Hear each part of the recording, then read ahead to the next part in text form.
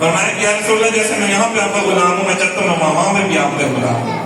ساری عمر انہوں نے اذان دی، زور صاحب انہوں نے کہا یا رسول اللہ وہ اشہد کو اسحد پڑھتے ہیں، میں اللہ کو ان کی وہ بھی قبول ہے، اللہ نے قبول کرنی ہے نا، تو نے قبول کرنی ہے، تو اللہ کو اس کی وہ بھی قبول ہے، اشہد اسحد بھی قبول ہے۔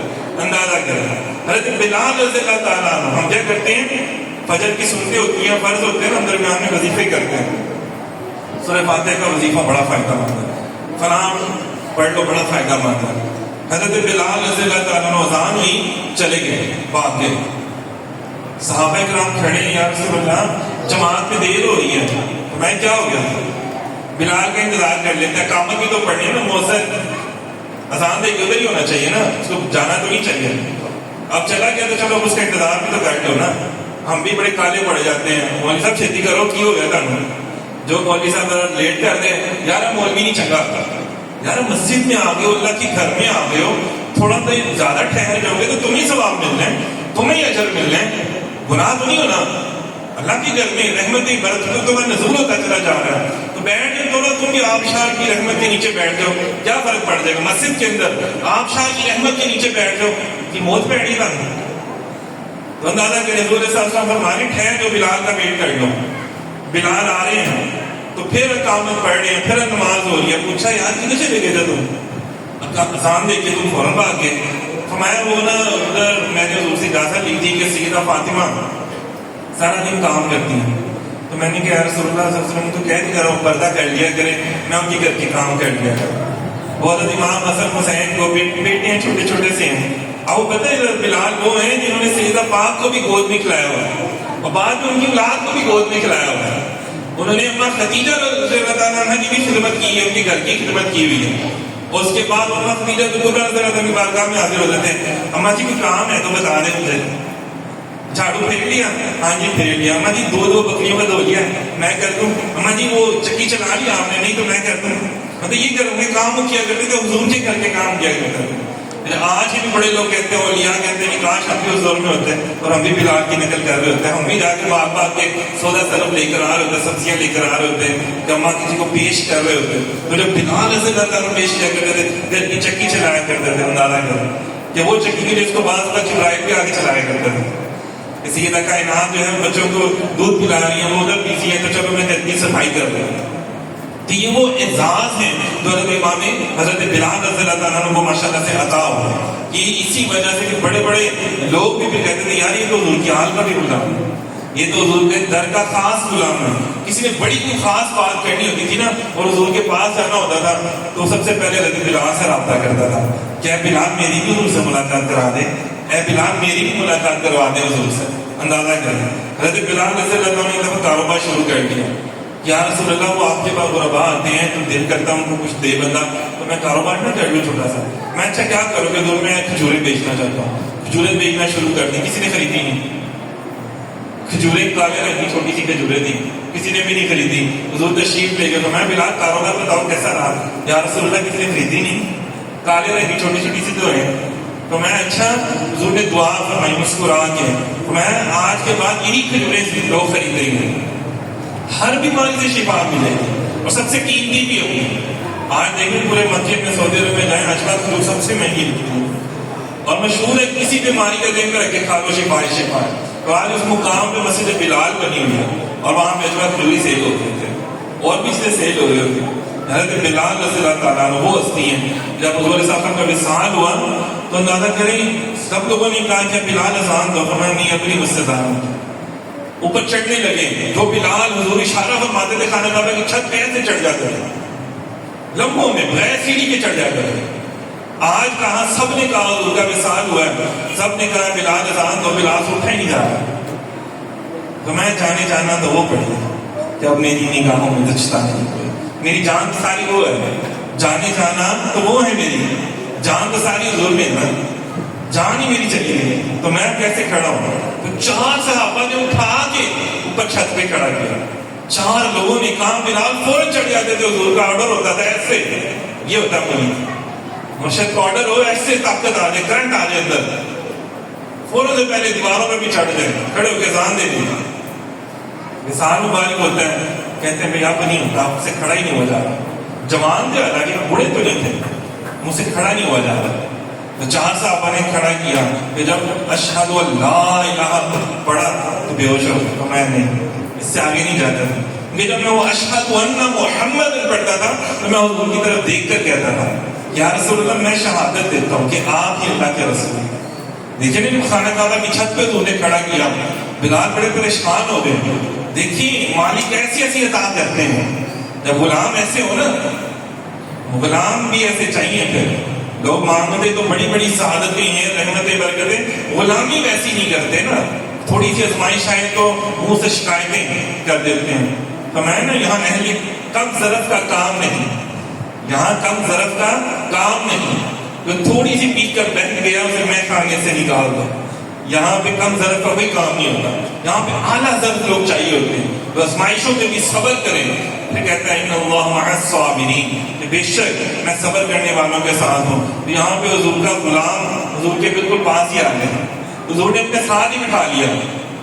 اندازہ کریں ہر سفر میں حضور کے ساتھ ہے، ہر غزوے میں حضور کے ساتھ، جنگ میں حضور کے ساتھ ہے، اندر ہے باہر ہے، گھر میں ہے، مسجد میں حضور کے ساتھ ہے. اندازہ کریں کیسے غلام ہوں گے. ہر وقت حضور کا دیدار عطا ہو رہا ہے، ہر وقت، اور ان کی وجہ سے لوگوں کو حضور کا دیدار عطا ہو رہا ہے. کتنی بڑی شان ہے. تو خانہ کعبہ کی تو حضور نے کھڑا تب کر دیا. تو میں اذان دوں، یہ کتنی بڑی بات ہے. اسلام یہ کتنی بڑی بات ہے. اسلام خادم حسین علی صاحب سے فرمایا کرتے تھے اسلام تب امن کا درس دیتا ہے جب بلال حبشی غلام خانہ کعبہ کی چھت پہ کھڑا ہو. اس سے پہلے اسلام امن کا درس دیتا ہے نہیں دیتا. جنگیں بھی ہوئی نا، میرا فتح مکہ ہوا تو میں اب اسلام نے امن کا درس دیا. اب دو امن کا درس کہ جب اب کیا اسے کہتے ہیں ظالم مٹ گیا، ظلم ختم ہوا ہے، اب دو. تو میں یا رسول اللہ میں پریشان پڑا. فرمایا کیا ہوا؟ حضور زمین پر تھا تو جس طرف رخ ہوتا تھا خانہ کعبہ کی طرف منہ کر کے اذان کہتا تھا. ہاں تو میرے پاؤں کے نیچے خانہ کعبہ ہے. حضور اب کیا کروں؟ میں بلال پریشان کیوں ہوتے ہو؟ آج تو میرے رخ کی طرف، میری طرف منہ کر کے اذان کہتا ہوں. حاجیو آؤ شہنشاہ کا روزہ دیکھو. اعلیٰ سبھی کہہ اٹھے نا، حاجیو آؤ شہنشاہ کا روزہ دیکھو، آؤ شہنشاہ کا روزہ دیکھو. اب کعبہ تو دیکھ چکے، اب کعبے کا کعبہ دیکھو. کعبہ تو دیکھ چکے نا، اب کعبے کا کعبہ دیکھو. یہ کتنی بڑی بات ہے. کعبے کا اعلیٰ حضرت کہہ رہے، میں نہیں کہہ رہا. جو جن کا شاعری کا بھی ایک اپنی الگ انداز ہے، محبت کا، عشق کا ایک الگ ہی انداز ہے، اور ادب کا. ان کی جتنی شاعری اٹھا رہے اس میں ادب ہی ادب، محبت ہی محبت ملے گی. یہ کتنی بڑی بات ہے. حضرت بلال رضی اللہ تعالیٰ پھر چلے گئے جہاد کرنے کے لیے شام میں. ملکی شام چلے گئے، جہاد کرتے رہے. اندازہ کریں پھر کیا ہوا کہ حضور تشریف لے آئے. بلال کیا ہوا، تم نے ہم سے ملنا چھوڑ دیا؟ ایک دن سوئے ہوئے تھے تو خواب میں سرکار تشریف لے آئے. فرمایا کیا ہوا بلال، تم نے چھوڑ دیا، ہم سے ملنا چھوڑ دیا، تم نے اذان دینا بھی چھوڑ دی تھی. کہ مرشد کا دیدار نہیں ہے تو پھر اذان بھی نہیں ہے. لوگوں نے تقریر کر لی، کچھ بھی کر لیا. تو کیا ہوا، جیسے خواب آیا جوتی بھی نہیں پہنی، بھاگے. کہاں ملک شام اور کہاں مدینہ. تو جہاں جہاں سے گزرتے تھے صدائیں بلند آتی تھی، اور بلال جا رہے ہیں، مؤذن رسول جا رہے ہیں، سارے لوگ سے لائنیں بنا لیتے. تو بلال دیوانہ وار بھاگے جا رہے ہیں. سرکار نے بلایا، سرکار نے بلایا. کیا مقام ہوگا جب غلام نے، میں ہوش حواس اپنی اس بات پہ کھو بیٹھا. ہنس کر جو تو نے کہا کہ آیا میرا دیوانہ، ہنس کر جو تو نے کہا کہ آیا میرا دیوانہ، میں اپنے ہوش حواس اسی بات پہ کھو بیٹھا. یا رسول اللہ. بھاگے جب بے مدینہ پاک پہنچے تو صدائیں بلند ہو چکی تھی. لوگ اپنے گھروں سے باہر نکل آئے تھے، آدمی خواتین کے. مؤذن رسول آ گئے، بلال آ گئے، بلال آ گئے. سب نے کہا کہ یار وہ ان سے کہیں اذان سنائیں، ان سے کہیں اذان. تو بڑے بڑے صحابہ بول اٹھے کہ نہیں یار وہ نہیں دینا. انہوں نے دینا تو چھوڑ دیا انہوں نے. تو سب کو پتا تھا کہ وہ آل رسول کو نہ نہیں کرے گی، امام حسن حسین کو آگے کر دیا. تو وہ جب نظر آنے کا حضور آپ مجھے اس کے علاوہ کچھ اور کہہ دیں. تو میں نہیں، سارے چاہتے ہیں کہ آپ ہمارے نانا جان کے سامنے جو اذان دیتے تھے وہ اذان دیں. تو جب انہوں نے کہا حضور مجھ سے دی نہیں جائے گی، میں آپ کریں تو صحیح کوشش تو کریں گے. تو جب انہوں نے دی، اللہ اکبر اللہ اکبر اللہ اکبر اللہ اکبر. اندازہ کریں کہ جب اشہد اللہ الہ کے بعد بولا ہی نہیں جاؤں گا. ما اشہد ان محمد، کیسے بولے محمد رسول اللہ، کیسے بولوں کہ سرکار سامنے موجود نہیں ہے. نہ سرکار نہیں، تو نام بھی نہیں، کوئی بات ہی نہیں، کوئی چکر ہی کوئی نہیں. جب میری نگاہوں میں جچتا نہیں کوئی، بس جیسے میری سرکار ہے ویسا نہیں کوئی. آپ سا تو حسین آنکھ نے دیکھا نہیں کوئی. آپ سا کیا کریں گے اندازہ کریں یا رسول اللہ، آپ جیسا تو حسین آنکھ نے دیکھا ہی نہیں کوئی اس دنیا میں. اعزاز یہ حاصل ہے تو حاصل ہے زمین کو، عرش پہ تو گنبد خضرا نہیں کو. عرش والوں کو بھی اندازہ کریں کہ زمین والے پہلے عرش بڑا تگڑا ہوتا تھا، غرور کرتا تھا بھائی میرے اوپر بیت المعمور ہے، بھائی میرے اوپر فرشتے ہیں عبادت کرتے ہیں، تو زمین ذرا سر جھکاتی تھی. لیکن جب سرکار مدینہ علیہ السلام نے پہلی دفعہ زمین پر قدم رکھا اور زمین نے حضور کے قدموں کا بوسہ کیا، تو پھر زمین بھی فخر کرنا شروع ہو گئی. آج میرے اوپر سید الانبیاء آ گئے، آج میرے اوپر سید الانبیاء امام الانبیاء آ گئے. اندازہ کریں کہ فرشتے بھی جن پر درود و سلام پڑھتے ہیں، رب جن پر درود بھیج رہا ہے. یہ کتنی بڑی بات ہے. تو حضرت بلال رضی اللہ عنہ کی یہ شان، یہ مقام کہ جب حضور کے غلام بننے کی دیر ہے، بس حضور کی غلام بننے کی دیر ہے، سرکار شان بڑی بڑی عطا فرما دیتے ہیں. حضرت بلال وہ ہیں جو صحابہ صفا کے پاس بیٹھتے تھے، صحابہ صفا میں بیٹھتے تھے اور قرآن کی تعلیم حاصل کرتے تھے حضور سے. اندازہ کریں، اور حضور ان کو سکھاتے ہیں. جو حضور کی بارگاہ میں رہتا تھا کوئی ان پڑھ جاہل نہیں تھا، کوئی جا کے وزیر بنا، کوئی مشیر بنا، کوئی جج بنا، کوئی سپاہ سالار بنا. تو حضور کی بارگاہ میں رہنے والے اتنے غلام تھے، سب نے شہنشاہی کی ہے، ساری تاجدار بنا. حضور نے سب کو اپنی نگاہ سے تاجدار بنایا. کسی کو کوئی حیدر کرار سے جانتا ہے، سید الشہداء کے نام سے جانتا ہے، اللہ کی تلوار کے نام سے جانتا ہے. کسی کو کوئی حیا کا امام، عدل و انصاف کا امام، صداقت کا امام. ابو ہریرہ کسی کو کیا کہتا ہے، کیا کہتا ہے. اندازہ کرنا جو حضور کی بارگاہ میں آگے وہ حبشی سے سیدنا بلال بن گئے. بس دعا ہے کہ اللہ تعالیٰ ان بزرگوں کا صدقہ ہمیں اور آپ کو، ہم سب کو نبی پاک صلی اللہ علیہ وسلم کی سچی محبت عطا فرمائے، حضور کا عشق عطا فرمائے.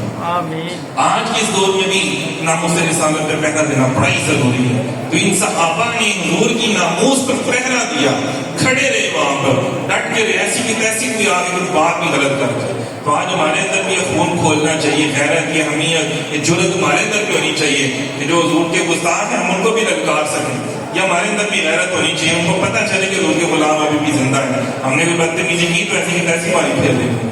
تو یہ تھوڑی سی ہمارے اندر بھی اللہ تعالیٰ غیرت اور جرأت اور یہ کردار میں اللہ تعالیٰ عطا فرما دے کہ ہم بھی انشاءاللہ تعالیٰ حضور کے غلام بن جائیں اور سچے غلام بن جائیں اور حضور کا ذکر بلند کرنے والے غلام بن جائیں. بہت شکریہ، جزاک اللہ خیر.